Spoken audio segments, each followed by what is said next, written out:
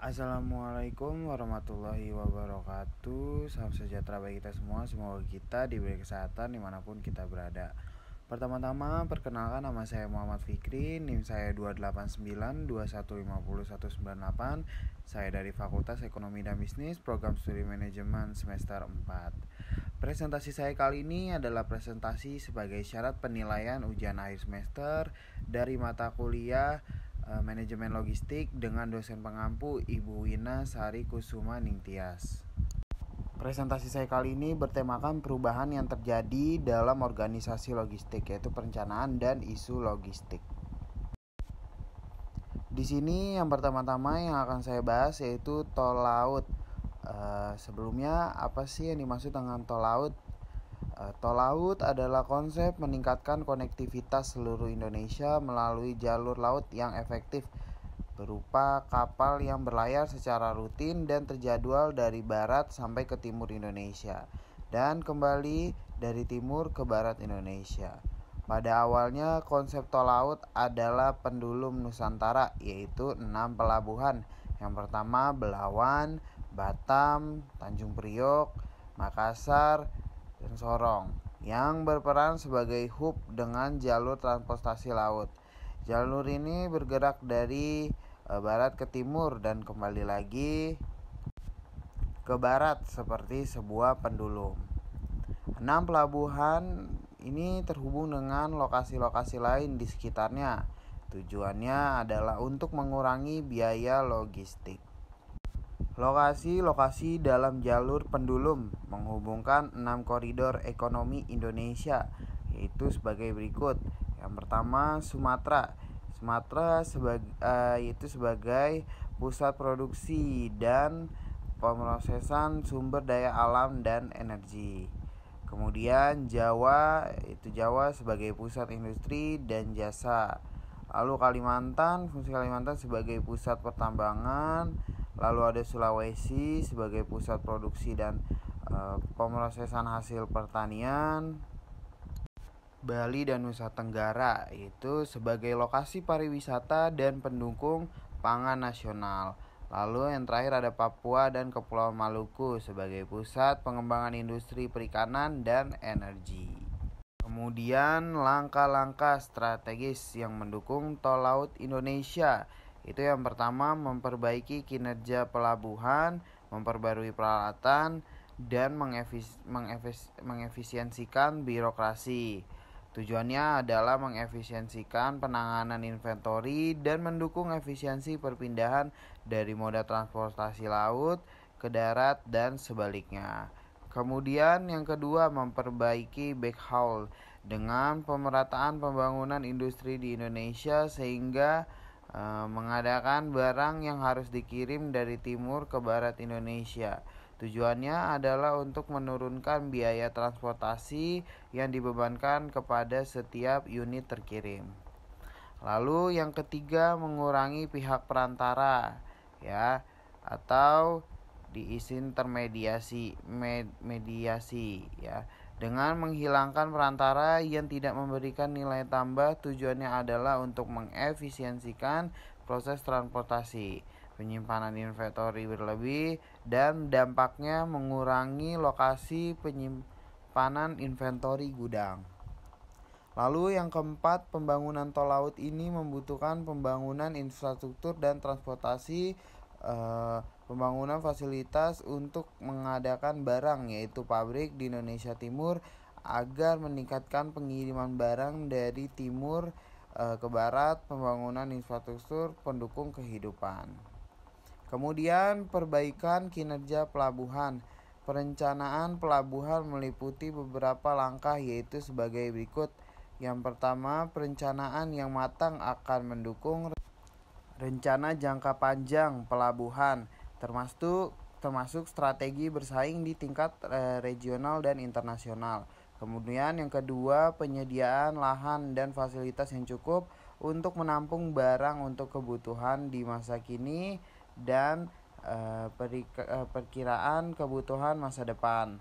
Lalu yang ketiga, meningkatkan kapasitas moda transportasi dari pelabuhan menuju konsumen.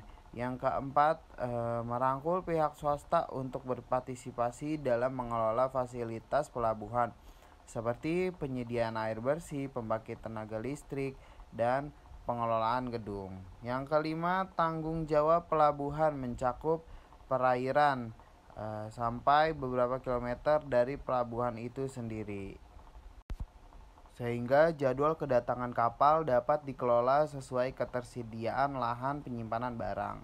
Yang kemudian nomor 6 yaitu meningkatkan efisiensi pembayaran pajak, misalnya pembayaran online ketika kapal masih dalam perjalanan, termasuk pemberitahuan jenis barang yang dikirim. Kemudian yang nomor 7 yaitu meningkatkan kemampuan tenaga kerja.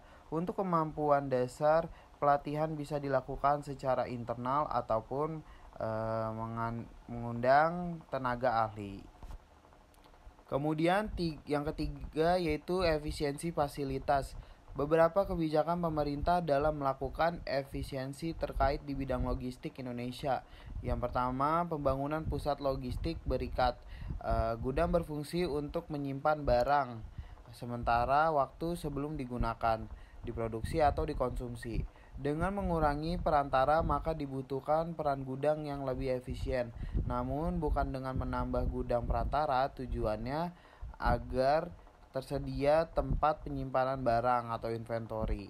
Karena dengan mengurangi perantara berarti ketersediaan inventory di lokasi dekat fasilitas menjadi lebih banyak.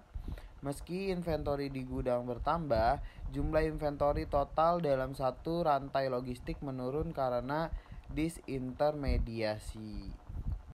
Kemudian yang nomor 2 yaitu integrasi pelabuhan dan kawasan industri. Untuk menjamin penyimpanan sementara dan inventory, harus tersedia konektivitas yang baik antara pelabuhan, fasilitas pabrik atau kemudian gudang, dan transportasi. Selain itu, berbagai kawasan industri di Indonesia Timur dilengkapi dengan berbagai sarana seperti pembangkit listrik, kemudian penyimpanan bahan bakar, lalu penyediaan air bersih, pusat logistik, pusat pendidikan, area komersil dan pemukiman, dan berbagai fasilitas lainnya. Yang ketiga, menjadikan pelabuhan Tanjung Priuk sebagai hub Asia Tenggara. Sebagai langkah awal akan menjadi hub bagi pelabuhan negeri sendiri karena tidak perlu bersandar di Singapura. Dengan bersandar kapal di Singapura terlebih dahulu, maka ada 2 kali proses hub untuk kapal yang datang dari luar Asia Tenggara menuju pulau-pulau Indonesia. Untuk menjadikan Tanjung Priuk hub perlu disiapkan peralatan dan teknologi bongkar muat kontainer ke dermaga. Birokrasi yang efisien agar menarik perusahaan kapal yang akan bersandar. Akses transportasi dari pelabuhan menuju titik pengiriman yaitu pabrik, gudang, kemudian lokasi konsumen yang efektif sehingga barang langsung dikirim dan tidak perlu menunggu lama di pelabuhan. Kemudian efisiensi transportasi. Sektor transportasi menyumbang biaya yang cukup tebal terhadap biaya total logistik. Karena itu perlu memahami isu-isu transportasi dan peluang untuk mengefisiensikannya. Isu biaya transportasi di Indonesia sendiri meliputi poin-poin berikut. Yang pertama, meningkatnya biaya investasi untuk seluruh moda transportasi, sehingga kondisi sarana transportasi tidak seluruhnya baik. Kemudian, kemacetan dan infrastruktur yang kurang memadai. Belum adanya standarisasi baku dalam menentukan tarif transportasi, kemudian tidak meratanya pembangunan sehingga pengangkutan barang antar lokasi tidak selalu maksimal. Kemudian kontur jalan yang tidak rata dan perilaku pengemudi yang buruk mendorong pemakaian bahan bakar berlebih. Tidak banyak pengemudi di Indonesia yang memenuhi standar pengemudi internasional. Isu biaya transportasi Indonesia disebabkan oleh yang pertama, meningkatnya biaya investasi untuk seluruh moda transportasi.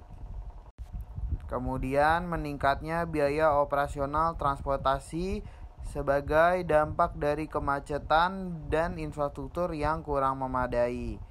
Kemudian belum adanya standarisasi baku dalam menentukan tarif transport. Biaya BBM memberikan kontribusi biaya terbesar, maka kita selayaknya harus mengefisiensikan konsumsi BBM, yaitu sebagai berikut. Yang pertama, memperbaiki perilaku pengemudi dari agresif menjadi defensif. Agresif yaitu melanggar aturan, berhenti mendadak, memacu kendaraan dengan kecepatan tinggi. Defensif yaitu taat peraturan lalu lintas dan santun. Kemudian melakukan perawatan kendaraan dengan baik, lalu menjaga supaya kecepatan kendaraan konstan sehingga konsumsi BBM lebih hemat. Kecepatan diusahakan konstan, mempertimbangkan rute, menjaga kecepatan kendaraan konstan, lalu memperhatikan pengoperasian kendaraan, apakah continue atau banyak stop and go. Hindari pengereman mendadak, kemudian menghindari muatan berlebih, lalu menjaga tekanan angin, lalu menggunakan spare part yang masih layak. Kenaikan harga BBM akan berdampak terhadap biaya operasional sektor transportasi dan logistik. Perusahaan transportasi jalan atau trucking merupakan salah satu perilaku yang mengalami dampak langsung dari kenaikan BBM itu sendiri. Kemudian beberapa langkah yang dapat ditempuh Indonesia karena kenaikan harga BBM adalah sebagai berikut. Yang pertama, pengalihan subsidi BBM untuk pengembangan infrastruktur. Yang kedua, pengalihan subsidi BBM untuk peremajaan moda transportasi dengan bunga rendah agar sektor transportasi Indonesia lebih kompetitif. Perbaikan proses birokrasi dan fasilitas infrastruktur pelayanan logistik untuk mempercepat arus barang, mengurangi waktu tunggu dan penumpukan barang. Lalu penegakan hukum untuk memangkas ekonomi biaya tinggi, misalnya menghilangkan premanisme dan menegakkan standarisasi pengemudi dengan menilai komponen biaya. Transportasi, apakah perusahaan sebaiknya memakai moda transportasi sendiri atau outsource? Mempertimbangkan hal-hal berikut, yaitu keuntungan outsource. Penyedia jasa transportasi memiliki program pelatihan karyawan yang baik, memiliki hubungan ke masyarakat dan pejabat yang baik. Perusahaan tidak menyimpan inventory, tidak perlu merekrut dan melatih pengemudi, dan tidak perlu berinvestasi moda transportasi. Kemudian kerugian outsource, jam kerja tidak fleksibel dengan kebutuhan perusahaan karena diatur oleh perusahaan penyedia jasa transportasi. Akibatnya perusahaan mendesak tetap bergantung pada kinerja perusahaan outsource. Lalu beberapa tindakan antisipasi dan proteksi terhadap risiko transportasi, yaitu yang pertama penggunaan GPS atau Global Position System pada truk dan mobil untuk mendeteksi perilaku pengemudi terhadap cara mengemudi pengemudi. Kemudian pemilihan rute yang benar dan harus dilalui oleh pengemudi. Asuransi untuk pengemudi dan penumpang. Risiko terhadap kecelakaan dan meninggal untuk barang-barang yang dikirim terhadap kerusakan, kehilangan, untuk proteksi dari kondisi sekitar seperti demonstrasi, sabotase, bencana alam, dan konflik bersenjata. Kemudian pelayanan dan solusi jasa logistik. Yang pertama yaitu pengiriman logistik, yaitu pengiriman dalam negeri. Kemudian pengiriman internasional, yaitu paket, dokumen, barang diantar ke seluruh negara. Yang ketiga jasa konsultasi, yaitu portofolio bea cukai dan perdagangan. Kemudian layanan pengemasan barang kiriman. Lalu ada merge in transit. Yang keenam kontak manufaktur. Yang ketujuh return atau reverse logistik. Yang kedelapan, visibilitas pengiriman, dan yang kesembilan, pedoman dan syarat umum pengiriman barang. Itu saja yang bisa saya sampaikan.